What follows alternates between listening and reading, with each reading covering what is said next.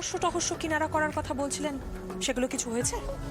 আমার এলাকার মানুষ তো এইভাবে প্রাণ হারাতে পারেন না। না,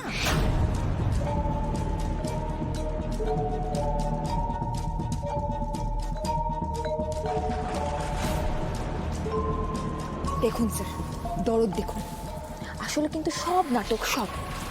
আমরা তো ম্যাডামের অন্য রূপটা চিনি। এখানকার লোকদের নিজের হাতের মুঠোয় এনে আমাকে আর বাবাকে এখান থেকে তাড়াতে চাইছেন, সেটা আমি কিছুতেই হতে দেব না। আচ্ছা ঠিক আছে, এখন এখানে এসব বলার কোনো দরকার নেই, যা বলার তুমি বাড়ি গিয়ে বলো। আরে বাবা, উনি সবার সামনে আমার বাবাকে বদনাম করছেন, আর আমি চুপ করে থাকবো? উনি সব দিক থেকে এটাই ইঙ্গিত করতে চাইছেন যে ওই সাধু বাবার কথাই ঠিক। আমার বাবা এখানে এসেছে বলে এসব হচ্ছে, আর আমি আমার বাবাকে ফিরিয়ে এনেছি বলে আমি অভিশপ্ত। এইসব কথা শুনে কি করে চুপ করে থাকবো বলুন তো? বুঝতে পারছি, এখন এখানে বলতে বারণ করছে। ফুলকি, লোকজন ভয় পেয়ে রয়েছে, তোমাকে ভুল বুঝবে, ভালো লাগবে সেটা। ফুলকি, একটা কথা বলুন তো, এখানে তো সবাই আছে, সবার সামনেই আপনি উত্তরটা দিন। আপনি চাননি না বড় রাজাবাবু ফিরে আসুক? তার অনেক প্রমাণই আমি পেয়েছি, কিন্তু কোনো বাস্তব প্রমাণ পাইনি বলে আমি সবার সামনে হাজির করতে পারছি না। তার আগে আপনি এসব হত্যাকাণ্ড ঘটিয়ে এখানকার লোকজনদের বিশ্বাস করাতে চাইছেন যে বড় রাজাবাবু অভিশপ্ত। আর আমি বড় রাজাবাবুকে ফিরিয়ে এনেছি বলে, আদালতে তার অধিকার প্রমাণ করেছি বলে আপনি এটাও প্রমাণ করতে চাইছেন যে আমি অভিশপ্ত।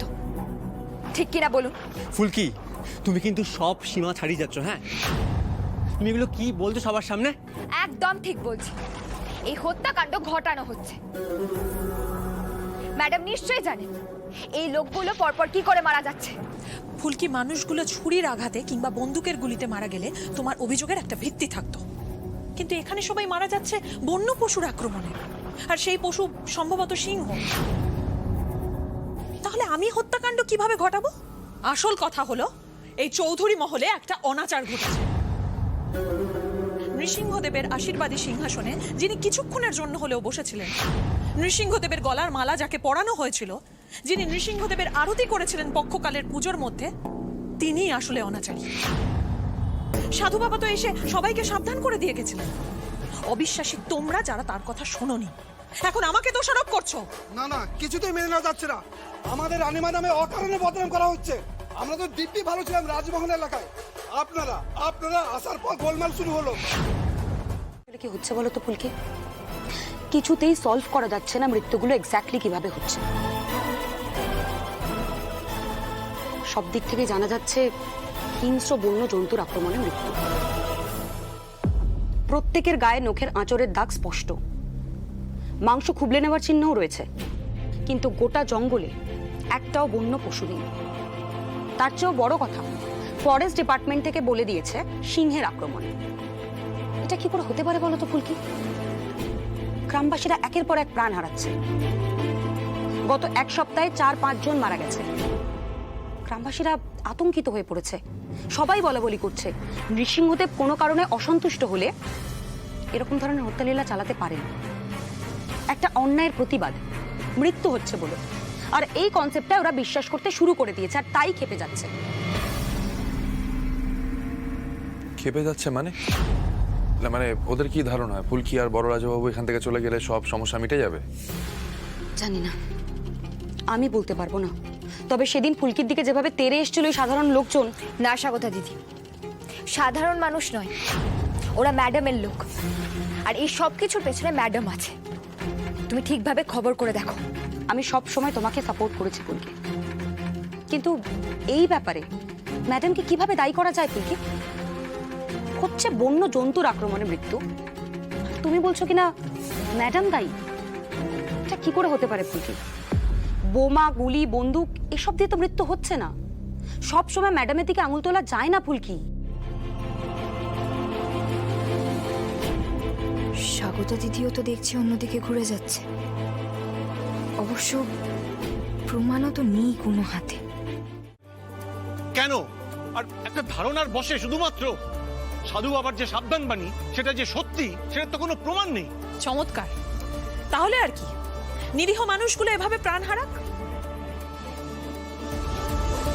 তাতে তো আর কারোর কিছু যায় আসে না, তাই না? ম্যাডাম, আপনি এভাবে কেন বলছেন? আমরা কি ওনাদের কষ্ট বুঝতে পারছি না? আমরা শুধু এইটুকুই বলছি যে এই হত্যা লীলা নৃসিংহদেবের কোপের ফলে হয়নি। তবে একটা কাজ করেন না, আমাদের শান্তির জন্য রাজমহল ছেড়ে চলে যান না, তাতে গরিবের মঙ্গল হবে। কিছু মনে করবেন না, কথাগুলো ভয়ের থেকে বলছি। দাস, আমরা চলে যাব এখনই। আর এখানে একটা কথা নয়, আমরা চলে গেলে যদি এই রাজমহলের লোকেদের মঙ্গল হয় তাহলে তাই হোক, আর কোনো তর্ক নয় ফুলকি। তাহলে রোহিত, ফুলকি আর আমার জামা কাপড় এনে দাও, আমরা আর ভেতরে যাব না।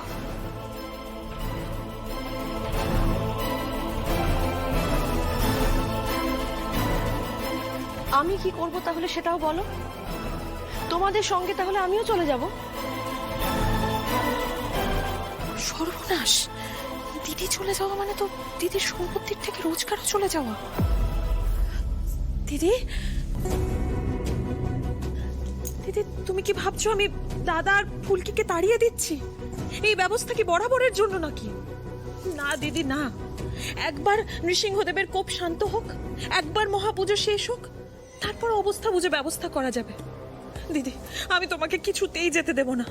তুমি তোমার বোনের কাছে যেমন ছিলে তেমনই থাকবে। তুমি কথা দাও, কথা দাও, তুমি আমাকে ছেড়ে তুমি কোথাও যাবে না, কথা দাও।